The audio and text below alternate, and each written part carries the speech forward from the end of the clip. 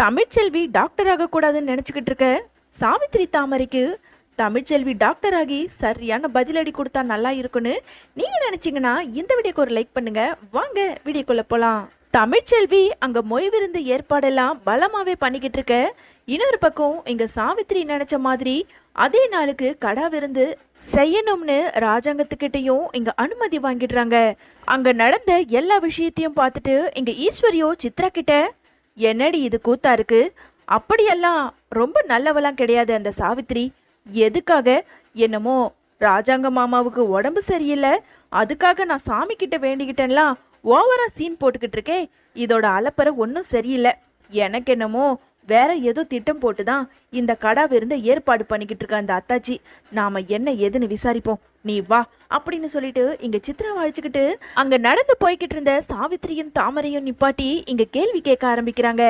ஏன் அத்தாச்சி, என்ன திடீர்னு மாமா மேல உங்களுக்கு இவ்வளோ அக்கறை அப்படின்னு கேட்டதும் இங்க சாவித்திரிக்கோ ரொம்ப கோவம் வந்து, ஏன் மதனி, நான் என் அண்ணனுக்காக குலதெய்வத்துக்கிட்ட வேண்டிக்க மாட்டேன்னா என்ன, எனக்கு என் அண்ணன் நல்லா இருக்கணும், உண்மையாவே சொல்றேன், அண்ணன் அந்த கார் ஆக்சிடென்ட்ல அடிபட்டு ஹாஸ்பிட்டல்ல இருந்துச்சுல, அப்ப நான் கடவுள்கிட்ட வேண்டிக்கிட்டேன் எப்படியாவது உயிர் பொழைச்சு என் அண்ணன் நல்லபடியா வீட்டுக்கு வரணும்னு, அதே மாதிரி நடந்துருச்சு, அதனாலதான் நான் இந்த கடா விருந்துக்கே ஏற்பாடு பண்ணியிருக்கேன், நீங்களும் முடிஞ்சா சீக்கிரமா வந்து கலந்துக்கங்க அப்படின்னு அங்க இருந்த ஈஸ்வரிக்கிட்டயோ இங்க சாவித்திரியுமே ஈஸ்வரிக்கிட்ட பொய் சொல்லிக்கிட்டு இருக்காங்க.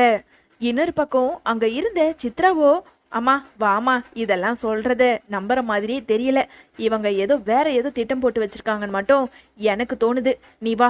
மறுநாள் எப்பவும் போல எல்லாருமே கோவிலுக்கு கிளம்பிக்கிட்டு இருந்த நேரம் அங்க இருந்த ராஜாங்கமுமே சேது கிட்ட, ஏயா சேது, கருப்பு ரொம்ப நாளாவே காணாத மாதிரி தெரியுது, ஏயா எங்கேயாவது ஊருக்கு போறேன்னு சொல்லியிருந்தானா? அது வந்துப்பா, நான் தான்ப்பா, இனிமே என் கூட இருக்கவே வேண்டாம், இந்த வீட்டை விட்டு வெளியே போன்னு சொல்லிட்டேன். ஏயா, எதுக்காக அப்படி சொன்ன? கருப்பு இந்த வீட்டில் எத்தனை வருஷமா வேலை செஞ்சுக்கிட்டு இருக்கான் தெரியுமா, எதுக்காக நீ அவனை வீட்டை விட்டு வெளியே அனுப்புன அப்படின்னு ராஜாங்கம் கேட்க, அப்பா அது வந்து எப்போ பாரு அந்த தமிழ்ச்செல்வியோட பெருமையை பற்றி என்கிட்ட பேசிக்கிட்டு இருக்கான்பா, எனக்கு அது சுத்தமாக பிடிக்கல, அதனால தான் நான் என் கூட இனி இருக்காத, வீட்டை விட்டு வெளியே போயிடுன்னு சொல்லிட்டேன்ப்பா, அந்த மாதிரி பேசுகிற யாருமே எனக்கு பிடிக்கல அப்படின்னு இங்கே சேது ஒரே அடியாக தீர்த்து சொல்ல, ஏயா நீ ஏதாவது சொல்லி புரிய வச்சிருக்கலாமே.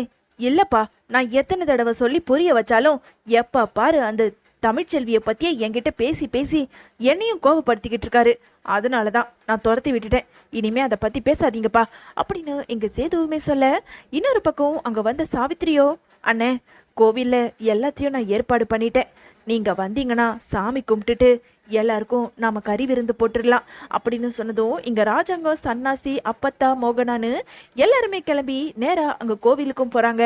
இன்னொரு பக்கம் இங்கே தமிழ்ச்செல்வியோட வீட்டில் வசந்தி இருந்துக்கிட்டு, ஏன்பா நீ எல்லா ஊர்லேயும் போய் ஸ்பீக்கரில் சொல்லிட்டு வந்தியா, யாருமே இந்த பக்கமே வரலையே சாப்பிட, என்ன தமிழ் இது, நாம் என்னென்னமோ நினச்சோம், கடைசியில் பார்த்தா ஒருத்தர் கூட வரல, நான் அப்போவே சொன்னேன், அவங்க வீட்டில் கடா விருந்து போடும்போது எங்கே எப்படி கூட்டம் கூடும், எல்லாரும் கறி சோறை எதிர்பார்த்து தான் போவாங்க, பாரு ஒருத்தர் கூட வரவே இல்லை. அம்மா எனக்கு நம்பிக்கை இருக்குமா, கண்டிப்பாக யாராவது வருவாங்க, அதோ பாரு கொஞ்சம் பேர் வராங்க, அவங்களுக்கு சாப்பாடு போடு, இன்னும் வர ஆரம்பிப்பாங்க, நீ கவலைப்படாதம்மா, கண்டிப்பா நமக்கு கடவுள் துணை இருப்பாரு அப்படின்னு தமிழ்ச்செல்வி இங்க வசந்திக்கோ நம்பிக்கை கொடுத்து பேச ஆரம்பிக்கிறாங்க. இன்னொரு பக்கம் அங்க கருப்புமே, தமிழ் உன்னை நினச்சா எனக்கு ரொம்ப பெருமையாக இருக்குது, உண்மையாலுமே நீ டாக்டருக்கு படிக்கணும்னு சொல்லிட்டு இவ்வளவு தூரம் உழைக்கிறத நினைக்கும் போது சத்தியமாக உன்னை மாதிரி ஒரு பொண்ணை நான் பார்த்ததே இல்லை, உன்னை மாதிரி ஒரு பொண்ணை எதுக்காக சேது இப்படி பேசி ஒதுக்கி வச்சிருக்கானோ எனக்கு தெரியல, உன் நல்ல மனசுக்கு சேது சீக்கிரமாகவே மனசு மாறி வந்து உன்னை ஏற்றுப்பான், போ எல்லாருக்கும் சாப்பாடு போடு, கொடுக்குறவங்க கொடுக்கட்டும், கண்டிப்பா கூட்டம் வரும் அப்படின்னு கருப்புமே சொல்லி இங்க ஆறுதல் சொல்லிக்கிட்டு இருக்காரு.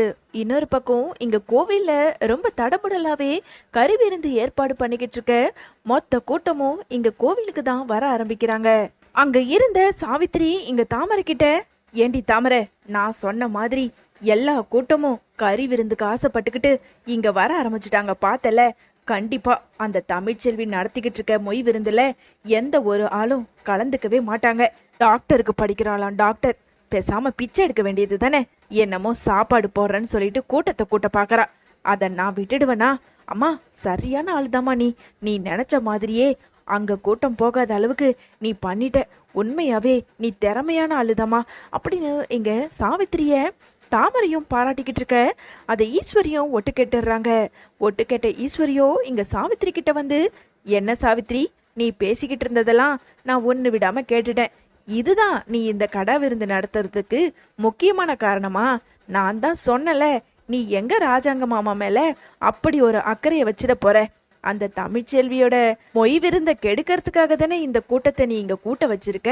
சரி சரி, எனக்கு எதுவா இருந்தாலும் சந்தோஷம்தான். மொத்தத்துல அந்த தமிழ்ச்செல்வியை விட்டு சேது பிரிஞ்சா போதும். அவ இனிமே இந்த வீட்டு பக்கம் வரக்கூடாது, அவ்வளவுதான். நீ நடத்து நடத்து அப்படின்னு சொல்லிட்டு அங்க ஈஸ்வரியோ சாவித்திரி கிட்ட சொல்லிட்டு கிளம்புறாங்க. ஈஸ்வரியும் சாவித்திரியும் பேசிக்கிட்டு இருந்தத அங்க மோகனாவும் ஒட்டு கேட்டுட்டு, மோகனா வந்த கோபத்துக்கு இங்க சாவித்திரி கிட்ட வந்து, ஏ சாவித்திரி, நீ எல்லாம் ஒரு பொம்பளையா? இங்க பாரு, தமிழ்ச்செல்வி பிச்சை எடுக்காம ஏதோ வர ஏழைங்களுக்கு சாப்பாடை போட்டு எப்படியாவது பணத்தை திரட்டி அவ படிக்கணும்னு நினைச்சுக்கிட்டு இருக்கா. அதை போய் கெடுக்கணும்னு சொல்லிட்டு இவ்வளோ பெரிய திட்டத்தை போட்டு இந்த கடை விருந்து ஏற்பாடு பண்ணியிருக்க. நீ எல்லாம் நல்லா இருப்பியா? எதுக்காக தான் இப்படி இருக்க? உன் பொண்ணு தாமரையை எப்படியாவது சேதுக்கு கல்யாணம் பண்ணி கொடுக்கணும்னு சொல்லிட்டு தானே இப்படி ஒரு காரியத்தை பண்ணிக்கிட்டு இருக்க. நீ எல்லாம் ஏன் தான் இப்படி இருக்கனே தெரியல அப்படின்னு மோகனா வந்த கோபத்துக்கு பயங்கரமாவே கத்த ஆரம்பிக்கிறாங்க. உடனே அங்க சாவித்திரி இருந்துகிட்டு, இங்க பாருங்க மதினி, இப்போ நான் என்ன பண்ணிட்டேன்? எனக்கு தேவை, என் அண்ணன் குடும்பத்தை ஏமாத்தினவ கண்டிப்பா நல்லாவே இருக்கக்கூடாது. அது எப்படி அவ டாக்டர் ஆயிடுவா? அதனாலதான் இப்படி ஒரு காரியத்தை பண்ணேன். சி, இப்படி சொல்றதுக்கு உனக்கு வெக்கமா இல்ல? முதல்ல என் கண்ணு முன்னாடியே முழிக்காத, போயிடு அப்படிக்கா அப்படின்னு இங்க மோகனா கத்திட்டு வந்த கோவத்துக்கு நேரம் இங்க ராஜாங்கத்துக்கிட்டையும் வராங்க. என்னங்க, உங்ககிட்ட ஒரு முக்கியமா அவசரமா நான் பேசியே தீரணும். என்ன மோகனா இது? எல்லாரும் விருந்துக்கு வந்திருக்காங்க, அவங்கள எல்லாம் கவனிக்க வேண்டாவா? ஐயோ, எல்லாரும் அவங்க பார்த்துப்பாங்க, நீங்க என் கூட ஒரு நிமிஷம் தனியா வாங்க அப்படின்னு சொல்லிட்டு இங்க மோகனா ராஜாங்கத்தை தனியா அழைச்சிக்கிட்டு போறாங்க. என்ன மோகனா, அவசரம் புரியாம எதுக்காக இப்படி இங்க கூட்டிட்டு வந்து பேசணும்னு சொல்ற? என்னங்க, நம்ம தமிழ்ச்செல்வி. என்ன தமிழ்ச்செல்வி, எதுக்காக இப்போ அவளை பத்தி பேசிக்கிட்டு இருக்க? என்னங்க, உங்க தங்கச்சி சாவித்திரி உங்களுக்காக வேண்டிக்கிட்டு இந்த கறி விருந்தை ஏற்பாடு பண்ணலைங்க. அங்க தமிழ்ச்செல்வி டாக்டருக்கு படிக்கிறாள்ல, அவ எப்படியாவது நிதி திரட்டணும்னு சொல்லிட்டு மொய் விருந்து ஏற்பாடு பண்ணியிருக்கா. அங்க யாரும் போகக்கூடாது, எல்லாரும் இங்க வந்து கலந்துக்கிட்டா கண்டிப்பா அங்க பணம் சேராது, அவ டாக்டருக்கு படிக்க மாட்டான்ற ஒரே குறிக்கோளோட அவ எதையோ திட்டம் போட்டு இந்த மாதிரி இந்த கறி விருந்தை ஏற்பாடு பண்ணியிருக்கா. சாவித்திரி ஈஸ்வரி கிட்ட பேசிக்கிட்டு இருந்தத நான் கேட்டேங்க. அதை கேட்கும்போது எனக்கே அப்படியே அதிர்ச்சி ஆயிடுச்சு. அதனால தாங்க அதை பத்தி உங்ககிட்ட பேசலான்னு. என்னது, அந்த சாவித்திரி இப்படி ஒரு வேலையை பார்த்து வச்சிருக்காளா? ஆமாங்க, நீங்களே யோசிங்க.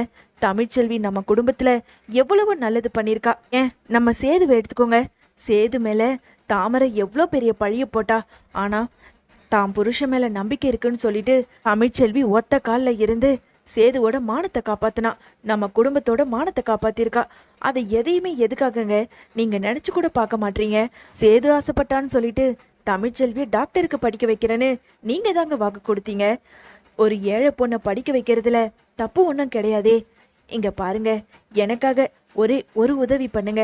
தமிழ்ச்செல்விக்கு எப்படியாவது உதவி பண்ணுங்க, அவ படிக்கணும் அப்படின்னு எங்க ராஜாங்கத்துக்கிட்ட மோகனா எடுத்து சொல்ல, ராஜாங்கமுமே மனசுக்குள்ள தமிழ்ச்செல்விக்கு எப்படியாவது உதவி பண்ணணும்னு மனசுக்குள்ள நினைச்சுக்கிறாரு. சரி மோகனா, நீ எந்த அளவுக்கு சொல்றனா, அந்த சாவித்திரி எவ்வளவு பெரிய திருட்டு வேலையை பண்ணியிருக்கோம்.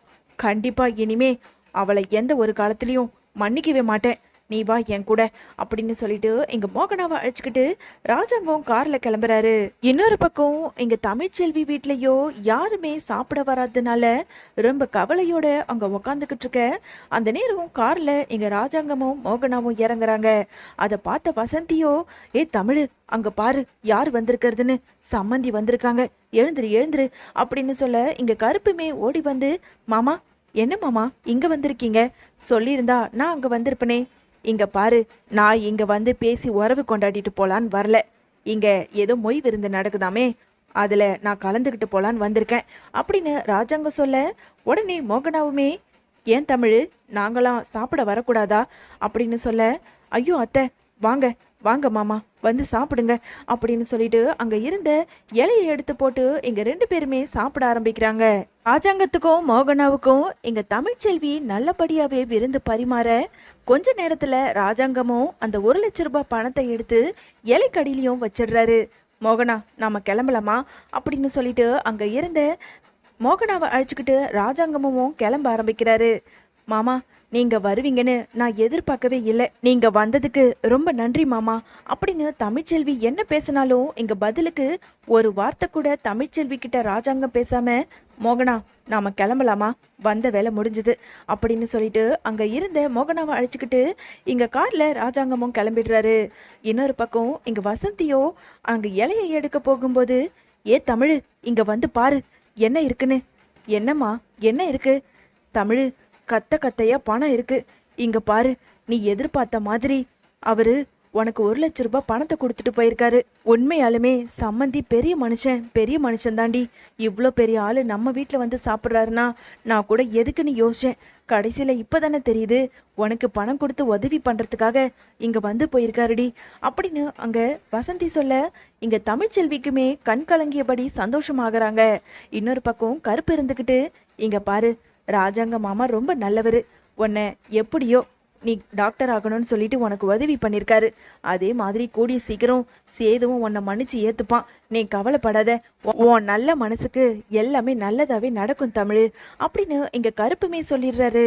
இன்னொரு பக்கம் எல்லாருமே கடா விருந்து முடிஞ்சு வீட்டுக்கு வர அங்கே இருந்த ஈஸ்வரியோ இங்கே சித்ரா கிட்ட, இங்கே பாரு சித்ரா, இப்போ நான் தமிழ்ச்செல்விக்கு ஃபோன் பண்ணி இந்த சாவித்திரி பண்ண எல்லா வேலையும் போட்டு கொடுக்க போறேன். ஏமா இப்போ எதுக்காக அவகிட்ட போய் சொல்ல போறீங்க? எல்லாம் காரியமா தாண்டி. கொஞ்ச நேரம் இரு, நான் ஃபோன் பண்ணி பேசுறேன். அங்க அப்பதானே என்ன நிலைமை நடந்துகிட்டு இருக்குன்னு நமக்கு தெரியும் அப்படின்னு சொல்லிட்டு இங்க ஈஸ்வரியுமே தமிழ்ச்செல்விக்கு ஃபோன் போட்டு பேச, என்ன தமிழ் எல்லாம் எப்படி போய்கிட்டு இருக்கு மொய் விருந்தெல்லாம் அப்படின்னு கேட்க, எல்லாமே நல்லபடியா முடிஞ்சுது. என்னது நல்லபடியா முடிஞ்சுதா? உனக்கு ஒன்று தெரியுமா, இங்க இருக்காளே சாவித்ரி, அவ சரியான ஆளுதான். உனக்கு அங்க எந்த கூட்டமும் வரக்கூடாதுன்னு சொல்லிட்டு இங்க ஒரு பெரிய கருவிருந்தை ஏற்பாடு பண்ணா அப்படின்னு ஈஸ்வரி சொல்ல, எதுவா இருந்தாலும் நடந்துகிட்டு போகட்டும் அத்தை, எனக்கு அதை பத்தியெல்லாம் கவலையே கிடையாது. ஏன்னா நான் நினைச்சதை நான் சாதிச்சிட்டேன். என்ன சொல்ற? அப்போ உனக்கு மொய் விருந்துல பணம் கிடைச்சிருச்சா? ஓ ஆமா, தாராளமா கிடைச்சிருச்சு அத்தை. என்ன சொல்ற தமிழ், உண்மையாவா? கேட்கும்போதே ரொம்ப சந்தோஷமா இருக்கு. ஆமா எப்படி பணம் கிடைச்சது? எப்படியா? எனக்கு ராஜாங்க மாமா இங்க சாப்பிட வந்திருந்தாரு. என்னது ராஜாங்க மாமா சாப்பிட வந்திருந்தாரா? ஆமா அத்தை, ராஜாங்க மாமாவும் மோகனாத்தையும் விருந்துக்கு வந்திருந்தாங்க. அப்போதான் இலைக்கடியில பணத்தை வச்சுட்டு போயிருந்தாரு. எனக்கு உண்மையாலுமே ரொம்ப சந்தோஷமா இருக்கு. இனிமே எல்லார் முகத்திலையும் கரியை பூசி யாரெல்லாம் நான் டாக்டர் ஆகக்கூடாதுன்னு நினைச்சாங்களோ அவங்களுக்கு எதிர நான் டாக்டர் ஆகி காட்டுறேன் அப்படின்னு தமிழ்ச்செல்வி சொல்ல, தமிழ் கேட்கும்போதே எனக்கு ரொம்ப சந்தோஷமா இருக்கு. சரி சரி நான் ஃபோனை வச்சிடுறேன் அப்படின்னு சொல்லி ஃபோனை வச்ச ஈஸ்வரியோ இங்க கோபத்தோட அங்க இருந்த சித்ரா கிட்ட எல்லாத்தையும் சொல்ல, என்னம்மா இது? அப்போ பெரியம்மாவும் பெரியப்பாவும் பாதிலே கிளம்பி போனது இதுக்காக தானா? நான் கூட வேற எதுக்கோன்னு பார்த்தா கடைசியில் அந்த தமிழ் படிக்கிறதுக்கு உதவி பண்ணியிருக்காங்க. இல்லைம்மா, இதெல்லாம் இப்படியே விட்டா சரிப்பட்டு வராது. அடியே நான் என்னடி பண்ணட்டும்? எல்லாம் நம்ம பாட்டுக்குன்னு ஒரு கணக்கு போட்டா கடைசியில் அது பாட்டுக்குன்னு ஒன்று நடந்துக்கிட்டு இருக்கு. இந்த சாவித்திரி மூலயமா அந்த தமிழ்ச்செல்வி எப்படியாவது டாக்டர் ஆக மாட்டான்னு பார்த்தா கடைசியில் ராஜாங்க மாமா போய் உதவி பண்ணியிருக்காரு. சரி விடு, இப்போ என்ன காலேஜாக போய் சேர்ந்துட்டா எல்லாத்தையும் நாம பார்த்துக்கலாம். நாம இருக்க வரைக்கும் அவ கண்டிப்பா டாக்டருக்கே படிக்க முடியாது. நீ கவலைப்படாத சித்ரா அப்படின்னு ஈஸ்வரியுமே எங்க சித்ரா கிட்ட சொல்லிக்கிட்டு இருக்காங்க.